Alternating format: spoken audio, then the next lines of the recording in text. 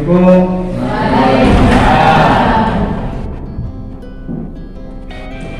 Jalan.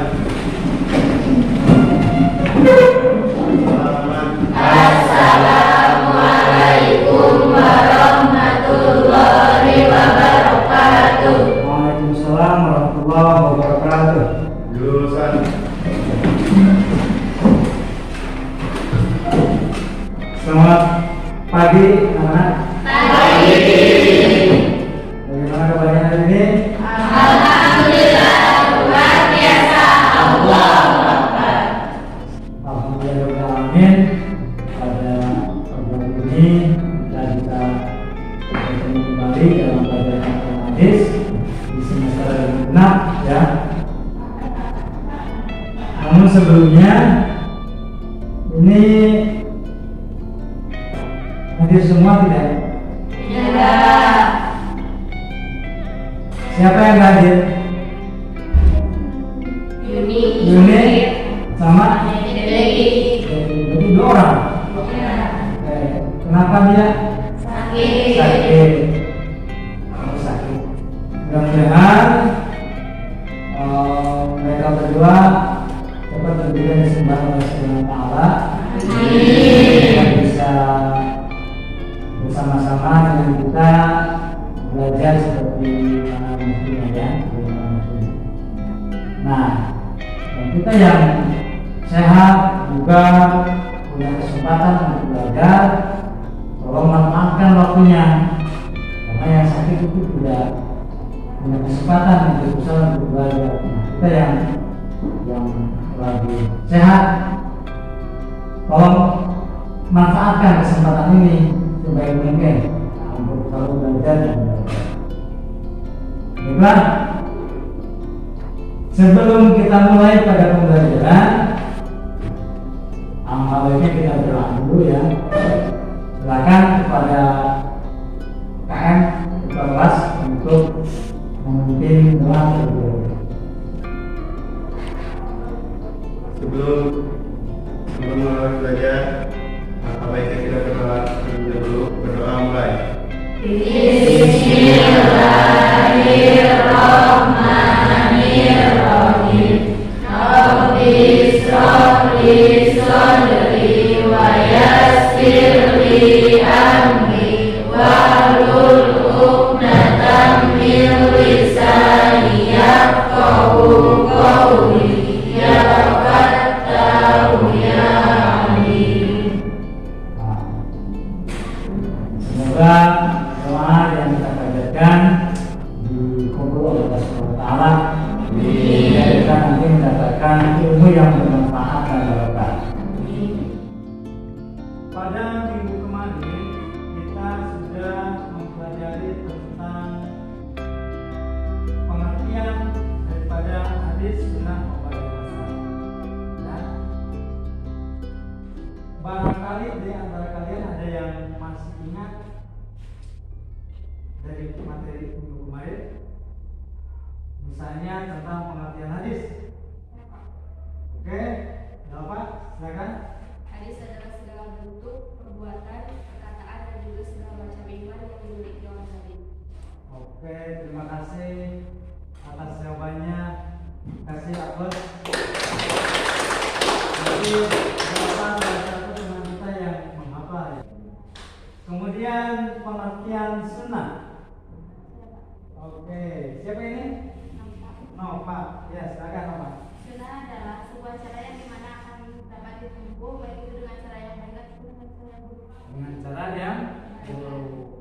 Nah, untuk selanjutnya hari ini yang akan kita pelajari adalah tentang persamaan dan perbedaan daripada hadis, sunnah, khabar, dan asar.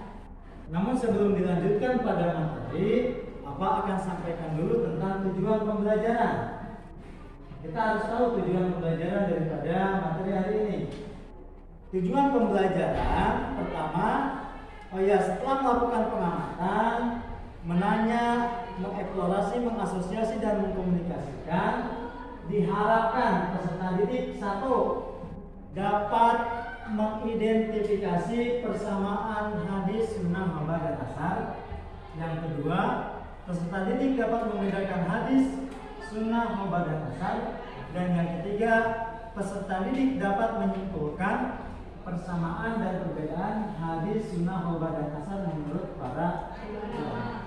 Itu tujuan pembelajaran yang akan kita tempuh saat ini.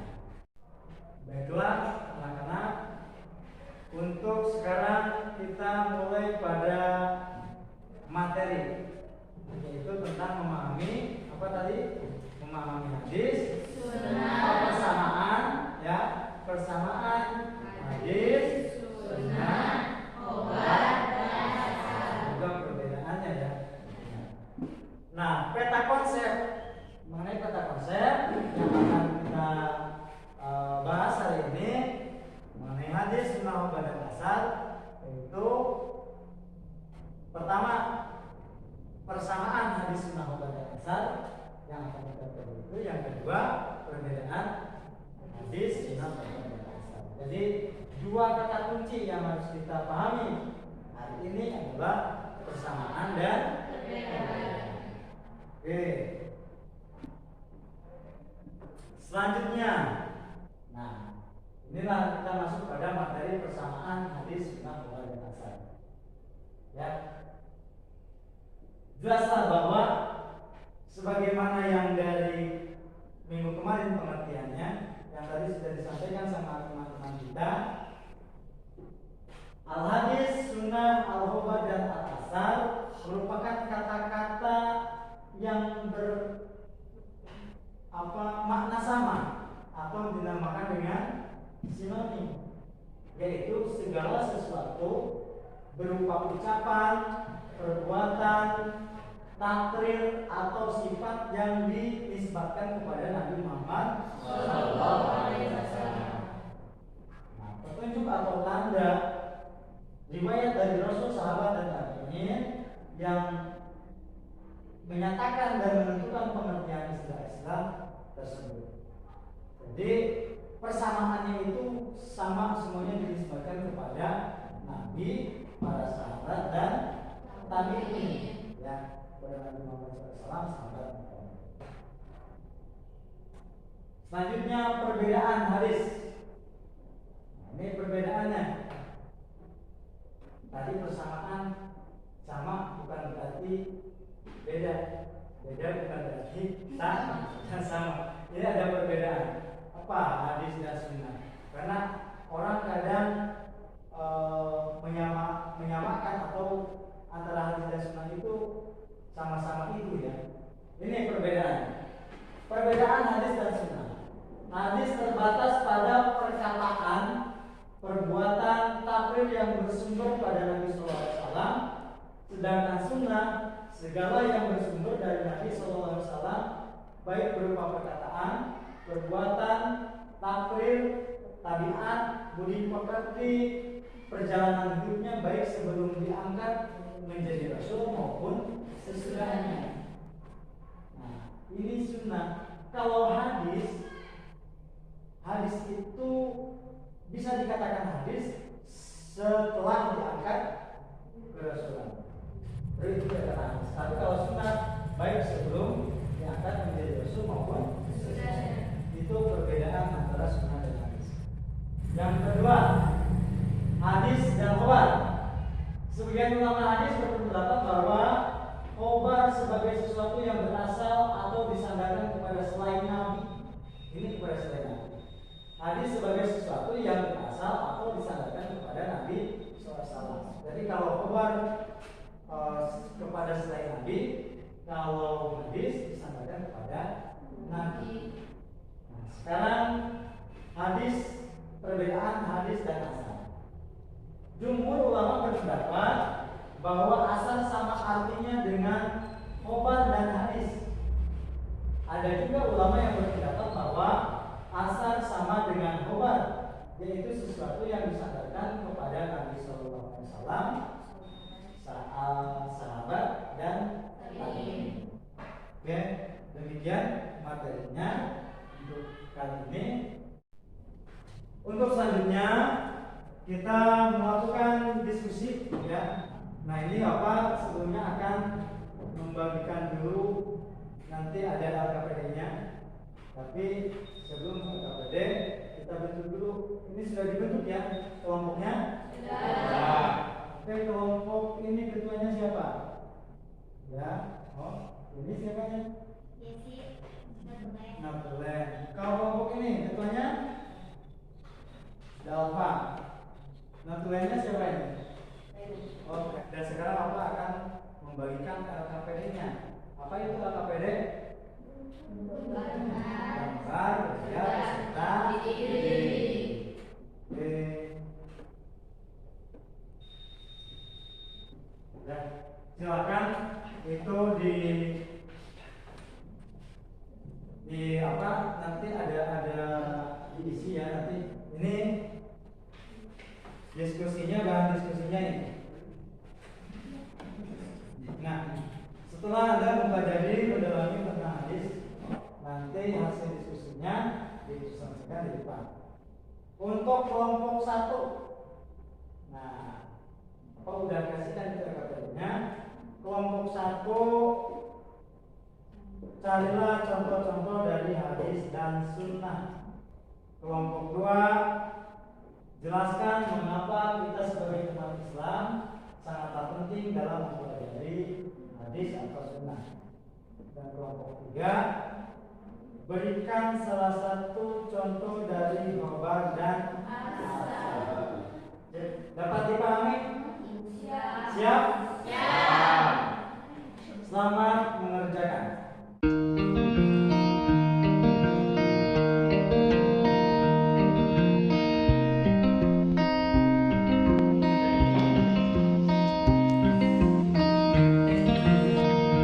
Diskusinya sudah selesai? Sudah. Berarti sekarang di antara daripada kalian masing-masing kelompok harus mempresentasikan hasil diskusinya di depan ya. Silakan dimulai dari kelompok pertama. Assalamualaikum warahmatullahi wabarakatuh. Waalaikumsalam warahmatullahi wabarakatuh. Saya perwakilan dari kelompok 1. Di sini saya akan mempresentasikan hasil diskusi, yaitu memberikan contoh dari hadis dan sunnah. Nah, dalam hadis, kan hadis itu sebuah bentuk dari segala macam bentuk dari perkataan yang berasalkan dari Nabi Muhammad SAW, perbuatan dan juga segala macam ikhwan yang dimiliki olehnya. Contohnya yaitu haffatul jannati bil makarihi wa haffatul nari bis syahawati. Mungkin sekian dari saya, kurang dan lebihnya mohon dimaafkan. Wassalamualaikum warahmatullahi wabarakatuh.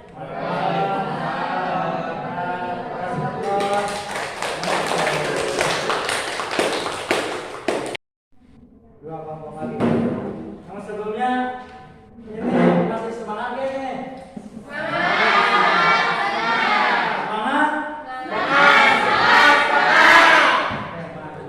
Semangat, jangan gitu. Yang lagi ya, semangat. Lanjut pada kelompok 2. Assalamualaikum warahmatullahi wabarakatuh.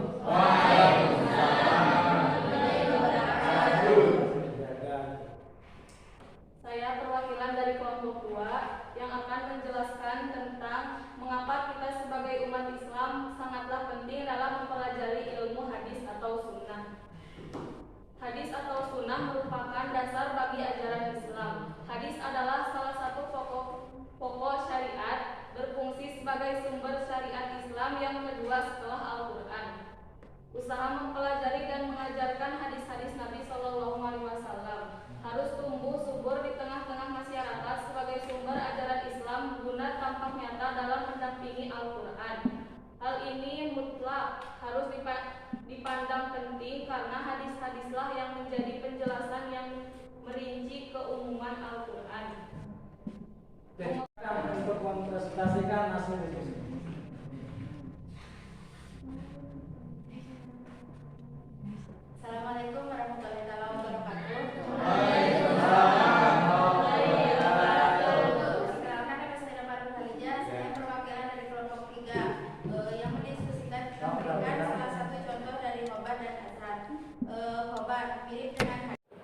Anak-anakku sekalian, alhamdulillahirobbilalamin, hari ini proses pembelajaran sudah selesai ya, sudah dilalui mulai dari pengumpulan materi sampai diskusi yang barusan sudah dipresentasikan sama teman-teman kita mengenai jawaban atas masalah yang kita berikan. Terima kasih yang sudah mempresentasikan. Dan untuk hari ini pelajaran selesai sampai di sini. Akan dapat simpulkan sebelum ditutup, akan dapat simpulkan dalam materi yang sudah kita pelajari, kesimpulannya bahwa intinya mempelajari sunnah hadis yang dinamakan atau istilah-istilah lain dalam hadis dan sunnah itu wajib. Karena tanpa hadis, tadi Abu Hanifah pun berkata bahwa mempelajari Islam tidak akan bisa dipelajari secara utuh. Karena hadis dan sunnah adalah sebagai sumber Islam kedua setelah Al-Quran, sehingga harus dipelajari. Oke, mudah-mudahan apa yang didapatkan disampaikan hari ini bisa bermanfaat. Amin ya Allah. Amin. Oke, sampai jumpa pada pertemuan berikutnya. Insya Allah pada minggu depan kita akan mempelajari tentang perbedaan Al-Quran dan hadis, kemudian perilaku orang yang berpegang teguh pada Al-Quran, pada hadis, sunnah, obat, dan mengakhiri materi pada pertemuan kali ini kita tutup dengan bacaan hamdalah bersama-sama. Alhamdulillah. Dan untuk mendapatkan ridha Allah, mengharap ridha Allah SWT, alangkah baiknya kita tutup dengan doa. Ya. Silakan kepada ketua kelas BKM untuk memimpin doa.